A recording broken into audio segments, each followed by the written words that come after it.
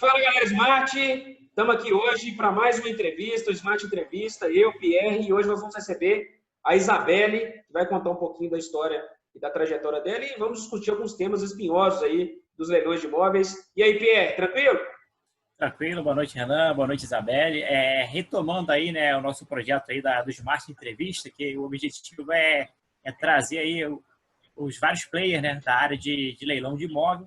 Então, hoje a gente está aqui com a Isabelle, que é advogada especializada em leilão de imóvel, que vai compartilhar aí um pouco da experiência dela com a gente, com o objetivo de trazer conhecimento e experiência para sanar as dúvidas da galera aí do mundo dos leilões de imóvel, né? Exatamente. Ô, Isabelle, até começando, já fazendo, né, para a gente começar essa entrevista, fala um pouquinho da sua área de atuação, de como você começou aí nos leilões de imóveis, o serviço que você oferece. Conta para a gente um pouquinho da sua história. Bom, boa noite, Pierre, boa noite, Renan. Primeiramente, eu queria agradecer a oportunidade de estar aqui no canal de vocês, que é um canal que eu admiro muito. Eu admiro muito essa iniciativa de vocês de democratizar os leilões. Eu acredito que isso é muito importante no momento que a gente vive atualmente. Vou falar um pouquinho de mim. Meu nome é Maria Isabelle, eu sou advogada há 3 anos apenas, mas desde o início da minha trajetória na advocacia, eu já venho atuando com leilões judiciais e extrajudiciais. E como que eu comecei isso? Foi puramente por acaso. Eu tive a sorte de encontrar investidores na minha trajetória do direito. Tá? Eu não sou de família influente, foi realmente sorte mesmo de encontrar as pessoas corretas. Um dos meus primeiros clientes, ele era um investidor, ele é meu cliente até hoje, na realidade, ele era um investidor, e ele me contratou para fazer aquela análise pré-leilão. Ver se o leilão judicial, no caso dele, ele nem sabia se era judicial ou não, né? Eu que fui descobrir isso para ele. Ele me contratou para ver se o leilão era lícito, se era verdade aquilo, se ele realmente tinha a possibilidade de comprar um imóvel por até 50% do valor. Porque para quem não é assim, não é investidor habitual de imóveis em leilões, isso pode ser uma ideia absurda. E lá fui eu, iniciante, recém-formada, tirei meu AB e descobri esse ramo dos leilões incríveis. Não. E aí começou, né? Naquela época, eu ainda estava me descolando. Eu pensei, como é que eu descubro isso? Pesquisei. Liga na Jusesp, procura, retira. Leiloeiro tem que estar na junta comercial. O site do leiloeiro é verdade ou não? Se selo é real, o que acontece? E fui indo, ligando para ver se o imóvel tinha débitos ou não, ler edital, procurar puxar a matrícula. E foi aquela coisa, né? E é engraçado, né, Isabelle? Porque na faculdade a gente não tem essa disciplina, né? Assim, é muito aprofundada, né? Aliás, na verdade, o direito imobiliário ele é meio que en passant na faculdade. Você não realmente não aprofunda, né?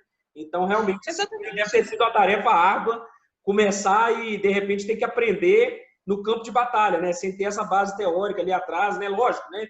Só a formação em direito te dá já a base teórica geral para você advogar, obviamente. Mas, obviamente, que o nicho de leilão de imóveis, né? O nicho do direito imobiliário é um nicho muito específico, né? E, às vezes, a gente não tem essa base teórica na faculdade, acaba tendo que aprender no campo de batalha, né? Exatamente, e eu queria comentar isso com vocês, porque eu sei que os dois estão estudando direito. Eu não sei ainda exatamente em qual semestre vocês estão.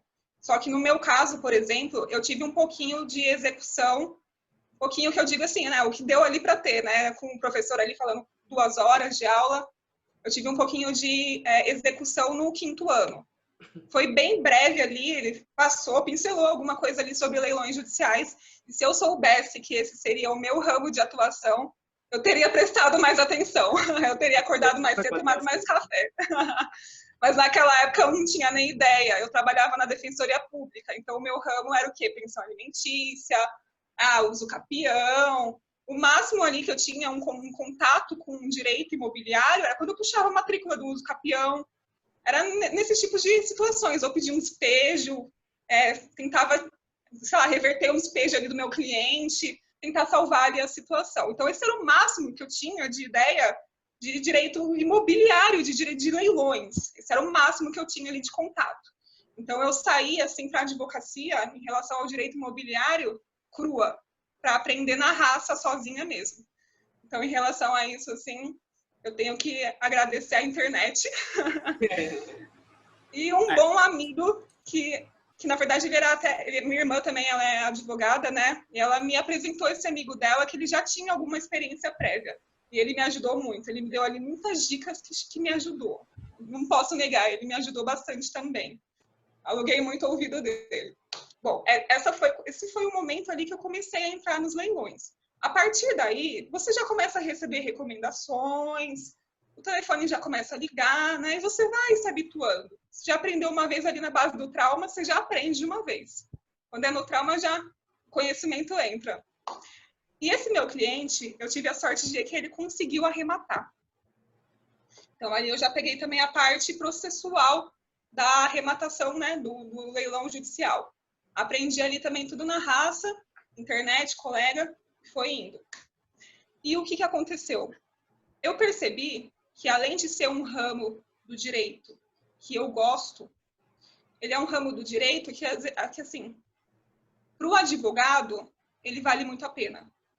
Por quê? Porque o advogado, ele está tratando ali com investidores, com pessoas que às vezes têm um interesse de comprar um imóvel para residência própria, construir uma família. Então, esse tipo de pessoas não são pessoas que estão ali, às vezes, querendo negociar muito o seu honorário. São pessoas que elas entendem também o lado do profissional, eles querem um profissional mais capacitado, o profissional que entende que vai entregar para ele um serviço bem feito, vai entregar para ele um negócio redondinho ali, sabe? E é isso que o profissional ele quer. Então foi assim, consegui e fui indo. E hoje em dia eu estou nessa atuação. Você atua somente nessa área de leilão? Hoje em dia? Então, a parte de leilão... Escritório, né? Toledo? Sou eu. Sim, Toledo de Moraes. Isso. Sou eu e minha irmã. Eu cuido dos processos imobiliários e ela cuida dos demais. A gente divide assim tudo certinho, mas ela também me auxilia com os leilões. Entendi. Mas a gente também não está dispensando nada. A gente está aí na batalha. Legal, Isabelle. Pode falar. É legal que você falasse essa experiência aí que você teve, a primeira experiência com o investidor, e o investidor ele não sabia nada de leilão, né? E é muito comum a pessoa ela vê a oportunidade e ela até estranha, porque, pô, é isso mesmo, é metade do preço, fica assim, tem pegadinha. E exatamente a gente quer passar o conhecimento para quem está começando também, para trazer essa galera para o lado de cá, do lado arrematante, porque realmente é uma ótima oportunidade. Então, para quem realmente está começando, ainda não tem ideia nenhuma, quais são os riscos que tem para quem está começando nesse mundo de leilão e quais são os cuidados que essas pessoas têm que tomar para evitar assim, cair numa pegadinha aí e depois sair falando mal do leilão, que é comum, às vezes acontece, né? Bom, os riscos, assim, como é um negócio muito bom, sempre tem o risco, né? Nada é plenamente bom 100%. Existem diversos riscos. E cada leilão, ele tem uma peculiaridade própria. Às vezes não tem peculiaridade nenhuma, às vezes é ele perfeito e pronto. Cada caso é um caso. Mas, assim, um dos serviços que eu ofereço no meu escritório é a averiguação do leilão, a parte pré-leilão.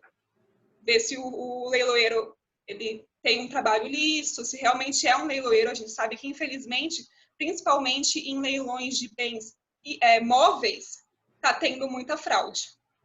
Está tendo muito site falso, a pessoa pega o dinheiro ali e foge. Infelizmente, está tendo muito caso de leilão fraudulento, principalmente de bens móveis. Então, eu ofereço esse serviço para verificar se o leilão que o meu cliente está interessado está certinho ou não. Então, é muito importante isso. Fora isso, o que acontece? O edital de um leilão de imóveis, ele pode trazer diversas surpresas.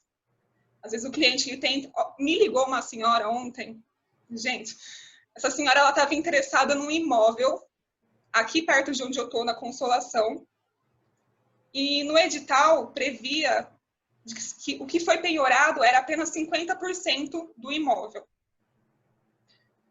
E eu expliquei para ela se ela tinha interesse ou não. O leilão seria para hoje, a segunda asta seria hoje. E ela desistiu ali.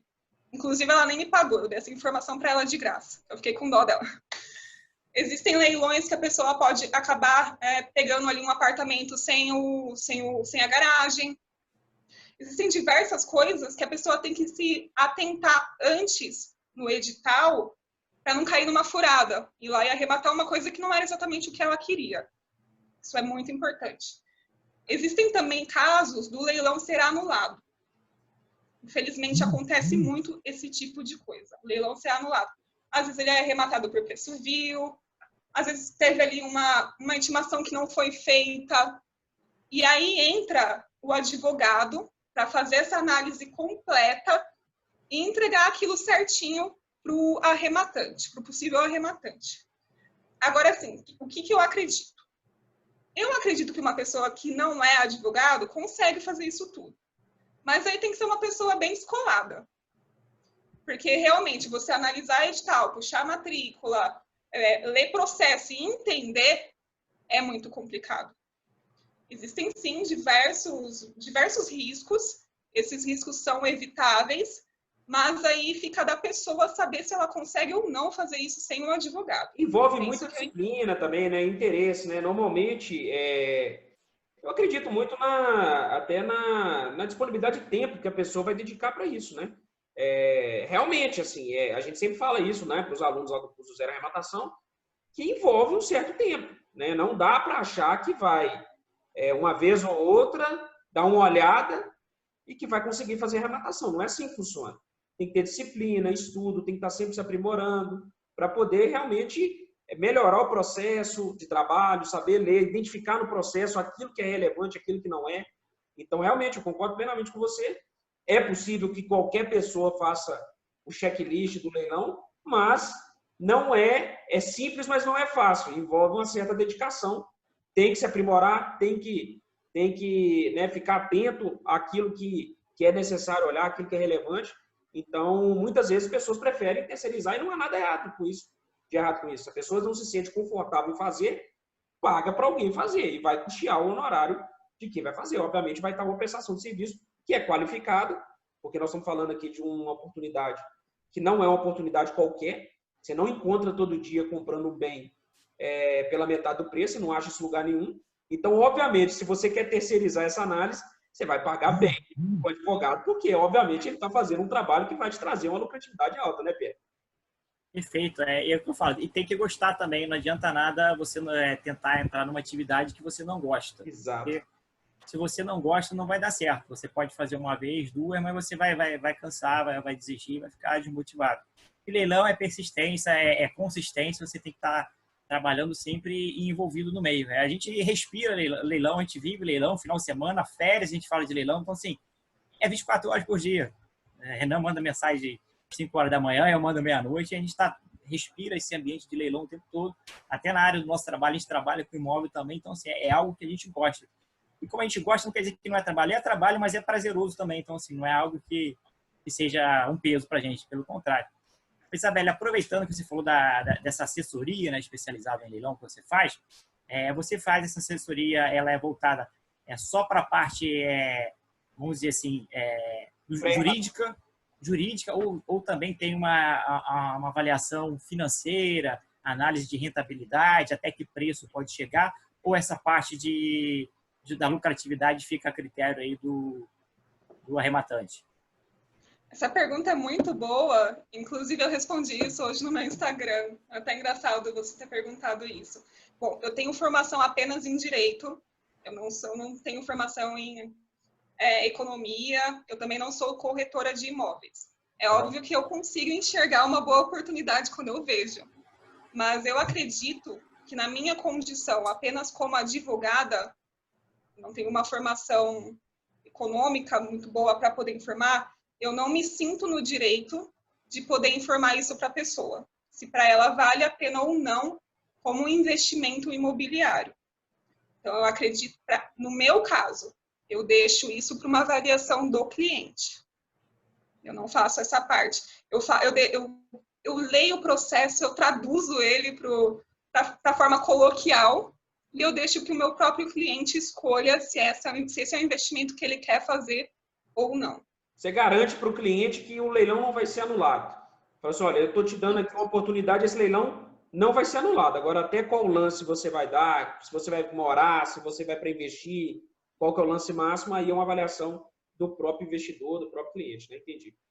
Eu acho Exatamente. que é bem comum. Talvez Na no futuro, verdade, se eu conseguir fazer uma parceria com uma pessoa que entenda melhor do que eu possa oferecer essa assessoria mais completa. Mas no momento, eu, como simples advogada, não me sinto confortável em falar, né, da parte econômica, se vale a pena ou não esse investimento.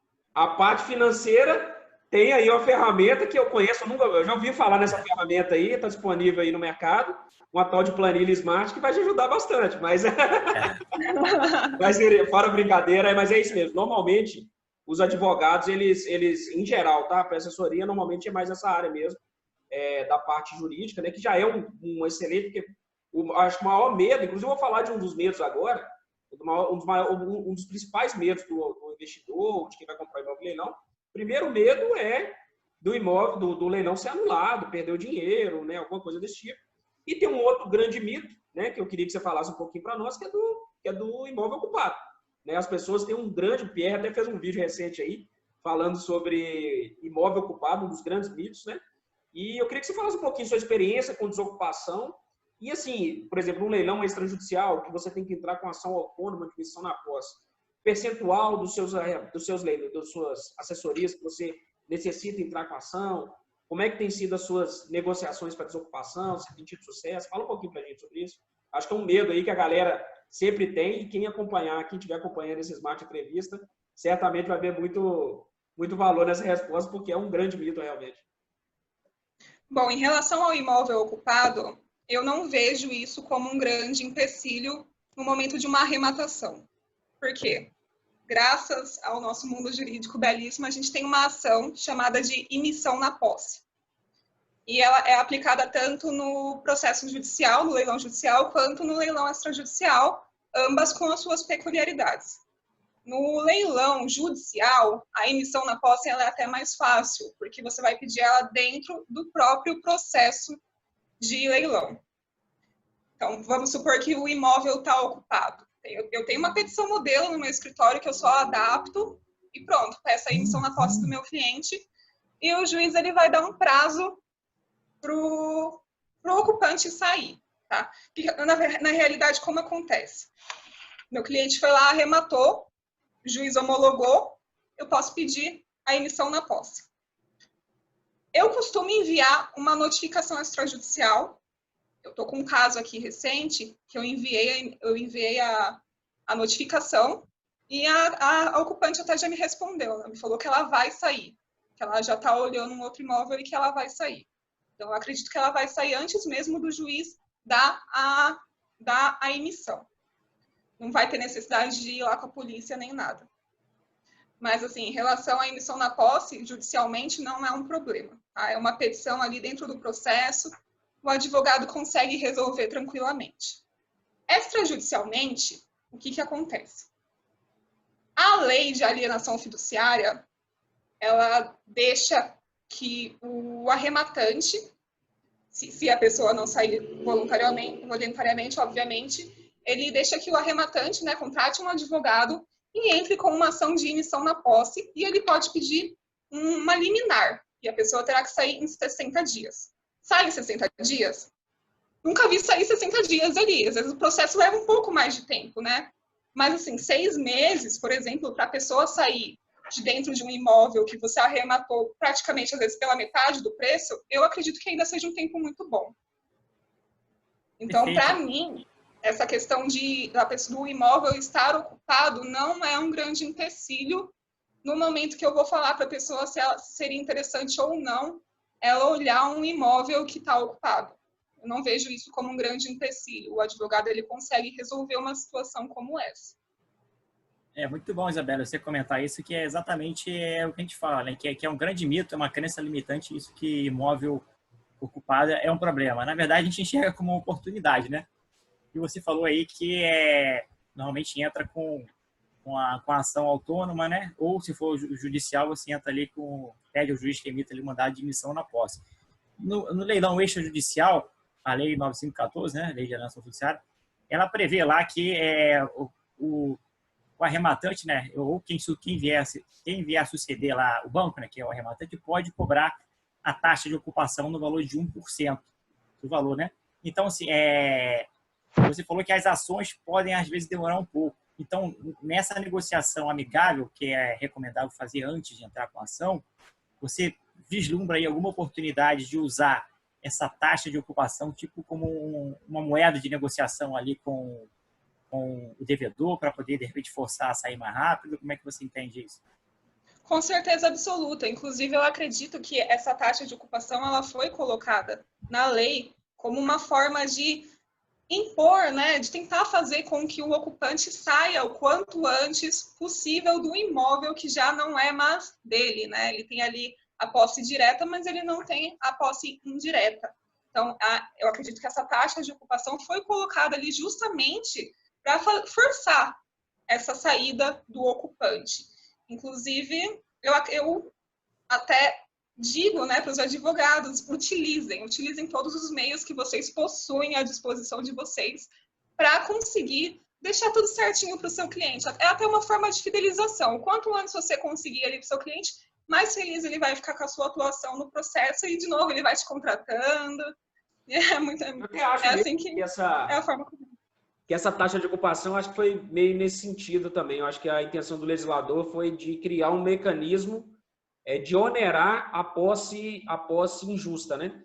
Porque a partir do momento que há a consolidação da propriedade, é um verdadeiro espólio da propriedade, né? Ou seja, a posse já é injusta e já não é mais baseada, já é ilegal, ou seja, já não está mais calcada na lei de alienação fiduciária. Então, eu acredito que, inclusive, o 1% é fora do padrão de mercado, né? O padrão de mercado de um aluguel é 0,5%, um pouco mais, um pouco menos, 1% é muito acima. E talvez tenha sido usado mesmo como a intenção do legislador foi, de fato, criar um mecanismo que onere a posse injusta, né? Para que seja mais rapidamente desocupado. Então, realmente, eu entendo da mesma maneira que você. Foi bom você ter colocado isso, porque a gente sempre fala da taxa de ocupação como moeda negocial, como se, na verdade, isso fosse uma estratégia do advogado, do arrematante, quando, na verdade, talvez o legislador já tenha pensado nisso, né? Já tenha pensado, pessoal, eu tenho que colocar aqui na lei uma moeda, uma forma de onerar a posse injusta, para que a desocupação ocorra de maneira mais rápida. Né? Com certeza absoluta. O bom advogado, ele utiliza todos os mecanismos que foram dados para ele pela lei. Então, o advogado que utiliza disso, ele é um advogado extremamente bem capacitado. Não é nenhum culpado, nenhum vilão. Ele é um advogado que está exercendo o trabalho dele, né? A gente sempre fala, né? O advogado, isso é um princípio da advocacia, né? Ele não tem compromisso com o resultado, mas ele tem compromisso com os meios, né? Então, ele tem que utilizar das melhores técnicas processuais. Se vai ganhar ou não, obviamente, não depende só dele. Mas os meios que ele se utiliza, usando as melhores técnicas, com certeza, é um dever da advocacia e realmente você colocou muito bem sobre isso. E até nessa questão de desocupação, acontece muitas vezes, vamos pensar no leilão extrajudicial aqui, que normalmente, em via de regra, é o devedor, o fiduciante, quem ocupa o imóvel, né? E às vezes acontece, tem um locatário, de ter outra pessoa estranha. Nesses casos, quem que deve ser notificado? Você deve procurar o devedor ou você deve notificar o ocupante que está lá no imóvel? Como é que você entende a situação?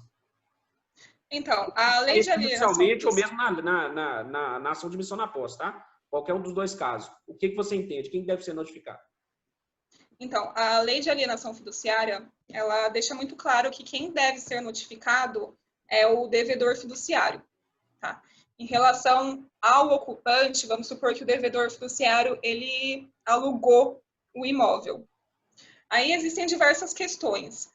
O credor fiduciário, ele sabia desse aluguel, ele concordou ou não. Existem diversas questões que podem incidir em relação a isso. Tá, voltando. Quem deve ser citado e intimado é o devedor fiduciário. Isso é o que a lei diz. Em relação ao ocupante, a lei diz que ele deve ser notificado para sair do imóvel em 60 dias. Se o credor fiduciário sabia do aluguel da locação, estava devidamente registrada na matrícula, então são 90 dias. O prazo dele é um pouco maior para sair do imóvel. Mas se você quer ser mais diligente, já notifica todo mundo também, que eu nunca vi ninguém sofrer por excesso de cuidado. Sim. Então, se ali na dúvida, faz da forma mais abrangente. Mas o que a lei diz é isso. Se você quiser ser mais precavido, notifica todo mundo. Perfeito, acho que esclareceu aí. Perfeito. Aproveitando aí, Isabelle, pegar um gancho aí com essa pergunta do Renan, né? De falar de intimação e do devedor, quando na verdade quem está ocupando lá é uma terceira pessoa, de repente é um inquilino, né? Na ação judicial, né? No leilão judicial, em regra ali o juiz, junto com a carta de arrematação, vai expedir ali um mandado de emissão na posse. Há entendimento de que quando quem está ocupando o imóvel é um inquilino, por exemplo, esse mandado de emissão na posse não poderia ser feito. Teria que ser feita uma ação autônoma. Por quê? Porque justamente a questão da intimação. O inquilino ele não foi notificado. E, pelo devido processo legal, ele deveria ter direito ali ao contraditório, à defesa, direito de se justificar, né? E seria uma ação autônoma. Você já pegou um caso desse? E se já pegou, qual foi o resultado da ação? Vocês pediram taxa de ocupação? E se pediu em 1%, arbitrou em alguma coisa? Qual foi a definição aí do juiz? Bom, até o momento eu não tive, né, a oportunidade de trabalhar num leilão que ocorresse esse caso em específico, tá? Eu tive um leilão, inclusive eu nem sei se eu devia comentar, mas eu peguei esse leilão depois da arrematação, eu não fiz a análise pré-processual. A cliente lá já chegou para mim arrematado, desesperada, falando que o leiloeiro informou para ela que ela tinha que arranjar um advogado. Foi esse o caso que eu peguei. E eu vi que a ocupante, ela não tinha sido notificada. Em relação a isso, já não podia, não cabe a mim falar isso para o juiz, se eu estou pela arrematante. Então, esse foi o mais próximo que eu cheguei de um caso desse. Mas, nesse caso, a ocupante, ela acabou saindo por livre e espontânea vontade, ela não deu para ela pegar um advogado para isso, né, e batalhar por uma coisa que, para ela, seria resolvida mais facilmente saindo do imóvel. Então, ainda bem que eu ainda não peguei um caso desse. Porque uma batalha judicial assim pode levar mais um tempo para a gente conseguir a emissão, aí às vezes o cliente não entende, acha que a culpa é do advogado, então ainda bem que eu ainda não peguei um caso assim. Perfeito. Complementando aí, nesses casos de emissão na posse, aí, o que o morador atual ele pode fazer ou costuma fazer para postergar ao máximo aí, o resultado dessa ação, ou ele ficar adiando, o que ele faz e o que a gente do outro lado aqui pode se precaver na hora de entrar com a ação, como é que a gente monta a ação, quais são os requisitos, as coisas principais que tem que ter ali para o juiz não indeferir ou ficar em dúvida e postergar aí a decisão.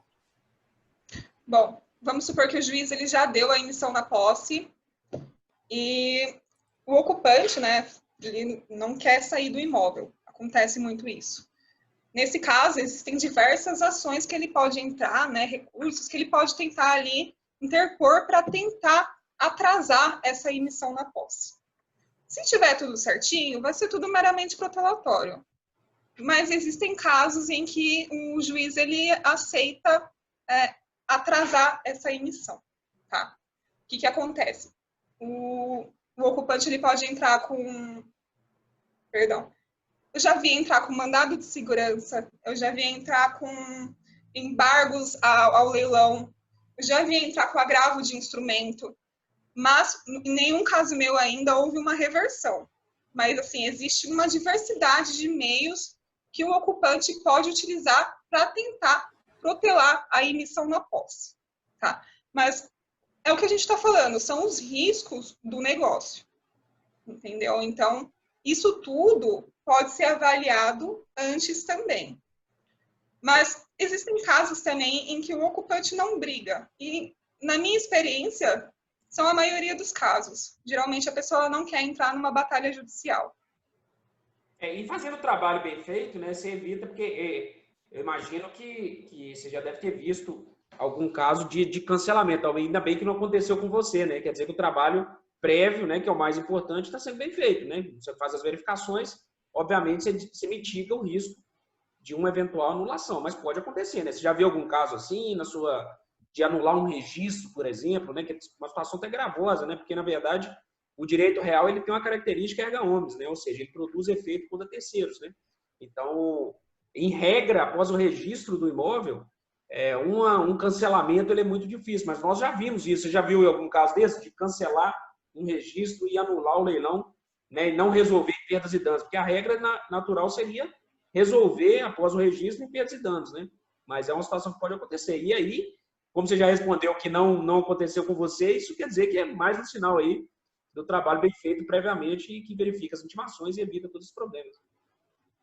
Olha, existem diversos casos na jurisprudência, se você pesquisar. Existem diversos casos que o leilão ele pode ser anulado e, graças a Deus, comigo nunca aconteceu. Eu não conheço, infelizmente, muitos advogados que atuam no ramo da advocacia judicial, extrajudicial, mas, sim, isso é extremamente possível. Como vocês falaram, se você fizer, né, todo aquele trabalho pré-arrematação, a chance de você evitar isso posteriormente é muito maior, tá? Procura sempre intimação, vê se todo mundo foi intimado do leilão. Se você olhar tudo certinho, mitiga muito as chances. Mas existe a possibilidade, sim, e não são poucos os casos em que isso acontece. Então, aí entra você fazer um bom trabalho pré-processual para isso não acontecer com você, tá? Como eu disse, para mim chegou uma cliente que ela já veio com um processo ali já arrematado. E no caso dela, em particular, existia um desses vícios.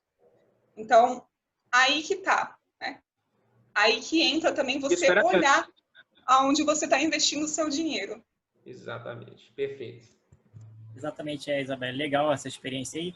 E para aproveitar aqui a experiência que você tem com emissão na posse, né, com ação de emissão na posse, principalmente em leilão extrajudicial, quais são os cuidados que você poderia passar para a gente que tem que ter numa ação dessa? Assim, momento de entrar com a ação, quais são a documentação, o que deve ser pedido, como deve ser pedido, para poder sair no prazo mais rápido possível, porque para arrematante ali, cada mês que passa sem tomar posse é dinheiro que a gente está perdendo. Então, nosso foco aí é para encurtar o prazo, para acelerar o processo. Quais são os cuidados principais para você entrar com a ação no momento correto, tudo certinho, para o juiz deferir da forma mais rápida possível? Bom, o que acontece? A emissão na posse, no processo no extrajudicial, o que é a emissão na posse? A emissão na posse, ele é o processo, né? Ele é o meio que você tem de garantir que o proprietário, né, quem tem a propriedade, que tem a posse indireta do imóvel, venha a possuir a posse direta. Quem que é o legitimado de entrar com uma ação de emissão na posse? Aquele que é dono, mas nunca esteve dentro do imóvel, nunca chegou a residir, nunca exerceu a propriedade. Como você faz prova de que você é o dono? Cartório de registro de imóveis. Você vai puxar a matrícula, está lá o nome da pessoa. Então, o que acontece? O leiloeiro deu ali para você o mandado de entrega do imóvel. O que você vai fazer? A primeira coisa que você vai fazer é correr no cartório de registro de imóveis, registrar tudo certinho no seu nome, aí você tem o justo título, você tem a propriedade do bem. A partir daí, você consegue entrar com uma ação de emissão na posse. Então, tem que ter esse documento corretamente, tudo certinho. O advogado vai entrar para você, imprescindível já via entrarem sem fazer o pedido de liminar. Aí, seu cliente vai ter a emissão na posse, Deus sabe quando. Faça o pedido da liminar e aí o juiz tem 60 dias, né? O juiz dá 60 dias para que o ocupante saia. Você consegue resolver tudo em 60 dias? Porque está escrito ali na lei, 60 dias. Às vezes o cliente acha que vai resolver em 60 dias. Via de regra, não. Um processo desse chega a demorar até 6 meses. É um processo ali que, tendo em vista a morosidade do judiciário brasileiro hoje em dia, 6 meses não é nada. Então, ainda continua valendo muito a pena. Não é só decisão, né, Isabela? Ainda tem o problema do oficial. Sai lá o mandado, aí vai para a central de mandados, aí o oficial vai, não encontra, volta, tem um erro no mandado, expede outro. Isso aí já passou um mês, passa 45 dias, 60 dias, com a decisão na mão e não notificou o cara ainda, né, que está lá ocupando o imóvel. Exatamente. E às vezes, se a pessoa está dentro do imóvel, para ela tá boa. O que ela vai fazer? Ela vai fugir, vai se esquivar. O oficial que me cite por hora certa, entendeu? Vai dessa forma. Então, assim, a gente não tem como garantir, né, o quanto tempo vai durar um processo desse ou não. Via de regra que eu vejo, 6 meses, mais ou menos, dá para terminar um processo desse. Mas pode demorar mais, pode demorar menos. Muitas vezes o ocupante sai por livre e espontânea vontade, às vezes ele já cansou também, ficou chateado. Acontece bastante isso. Entendi. E falando até de leilão extrajudicial, você já falou um pouquinho aí sobre essa questão da ação de omissão na posse. Outro tema que a gente é muito demandado a falar é sobre preço vil. E a gente já falou várias vezes que no caso da lei de alienação fiduciária, o preço da primeira e segunda praça já é previamente definido, né? Ou seja, não caberia ali preço vil. Mas é um assunto que, reiteradamente, as pessoas nos perguntam qual é a sua opinião sobre preço vil e leilão extrajudicial. Bom, em ambos os leilões, geralmente, ele funciona da segunda forma, né? Vocês já sabem disso, mas às vezes tem uma pessoa aí que está assistindo e está iniciando. Uhum. Geralmente, na primeira praça, é o valor de avaliação e o leilão ele pode ir até um pouco, pode superar o valor de avaliação. Geralmente, ninguém dá lance na primeira praça, porque a ideia do leilão judicial é você arrematar por metade do valor de avaliação. Então, nem faria sentido a pessoa ir lá e fazer isso, né? Só para estragar o leilão, a brincadeira. A segunda praça, aí já pode... Começa estragando leilão, infelizmente. Tem muita gente estragando leilão, comprando leilão a preço de mercado. Mas continua aí, desculpa. Não, mas... Aí a gente tem que pegar esse pessoal e dar um chacoalhão. Que isso, pô? Estragando leilão, cara. A segunda praça, via de regra, o primeiro lance é 50% do valor de avaliação. Aí tem as técnicas de arrematação, enfim, né? Nunca vi uma arrematação por preço vil. Mas ela é uma das causas de anulação do leilão judicial. Em relação ao leilão extrajudicial, preço vil é uma causa de anulação? Aí entra a lei de alienação fiduciária. Só que a lei de alienação fiduciária fez o favor de ser omissa nesse caso. Ela não fala o que deve ser feito. E aí, o que a gente faz? Recorre para a doutrina, recorre para a jurisprudência. E a jurisprudência está se formando ainda. Isso ainda existe uma briga, a jurisprudência da doutrina. Uns acham que não anula, outros acham que sim. Mas o que vem prevalecendo é a nossa querida analogia, que a gente já está bem, né? Nós que estamos aqui do ramo de direito, a gente já sabe o que é. Eles estão se baseando no leilão judicial. Se preço vil anula um leilão judicial, então a gente vai aplicar a mesma coisa para o extrajudicial. Então é isso que vem se formando.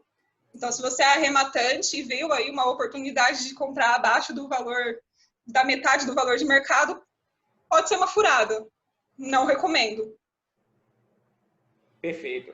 Na verdade, a gente até discorda um pouquinho, porque, na verdade, a lei de alienação fiduciária, ela já estabeleceu o valor de segunda praça, que é o valor da dívida mais encargos, né? Até para proteger o negócio jurídico, já que ali, naquele momento, você vai ter a extinção da dívida. Inclusive, o banco, mesmo que não tenha um leilão positivo, né, não haja arrematante, não haja licitante, ele tem que extinguir a dívida, né?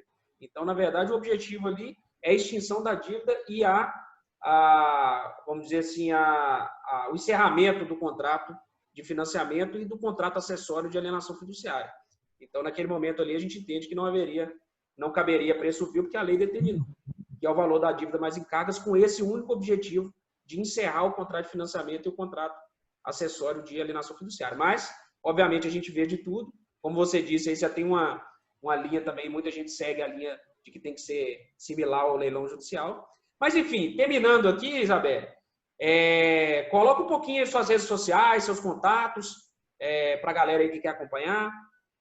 Bom, eu venho expondo mais o meu trabalho como advogada, né, no ramo de leilões, no meu Instagram, que é @adv_isa, e lá existe um link com os meus outros contatos.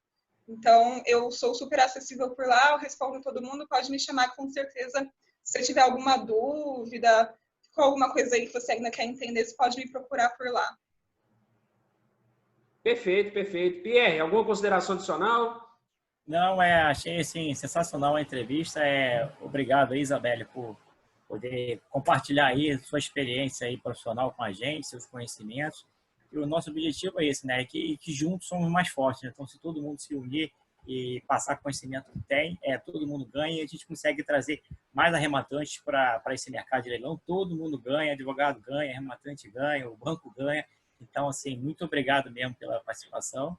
E por mim é sucesso aí na sua carreira e felicidade. A gente vai continuar com esse programa de Smart Entrevista, que é excelente. A gente traz experiência de profissionais da área, como você, advogada, corretor de imóvel, especializado em consórcio, são todos os players, corretores, né?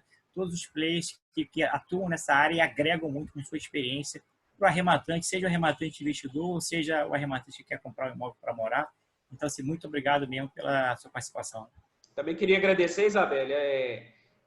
Foi muito legal. Sempre um tema, são temas, né, que a gente conversa aqui, temas delicados, né, temas que quem tá de fora, né, que está começando agora, às vezes não conhece ali aquela minúcia, como é que funciona a rotina. E você trouxe aí sua experiência, falou um pouco para a gente de assuntos espinhosos, como emissão na posse, como desocupação, como, enfim, procedimentos aí que envolvem a advocacia em leilões. Então, só te agradecer pela participação, obrigado mesmo, enriqueceu o nosso canal aí. E é isso. Espero que numa próxima oportunidade a gente faça mais uma entrevista dessa, né, converse sobre outros temas também. Tenho certeza que sua experiência aí pode agregar bastante para a gente. Beleza? Beleza. Pierre e Renan, eu que agradeço pela oportunidade de aparecer aqui no canal de vocês. Vocês são duas referências gigantescas para mim, para o meu ramo profissional. Eu admiro muito o trabalho que vocês estão fazendo aqui no YouTube, no Instagram, trazendo essa democratização para a arrematação, trazendo essa informação, né, de que é possível você arrematar um imóvel por um valor muito bom, que vale mais a pena, às vezes, do que você entrar numa grande dívida. E eu acho que o trabalho que vocês estão fazendo aqui é um serviço público. Então, eu quero agradecer pela oportunidade de estar aqui falando da minha experiência profissional e compartilhando isso com vocês e com o público de vocês. Então, eu agradeço muito pela oportunidade. Show de bola. Já ficou marcado, a gente já deixa depois para fazer mais uma, né? Já foi tão enriquecedor aí que eu acho que já vai... Em breve a gente marca outro bate-papo aí para poder aprofundar em outros temas, viu? Um abração, Isabelle. É isso aí, galera. Siga a Smart Leilões, compartilhe o conteúdo, curta aí a nossa página. Siga a Isabelle lá também, lá no Instagram. Já passou o canal dela aí. E vamos junto rumo à arrematação. Forte abraço.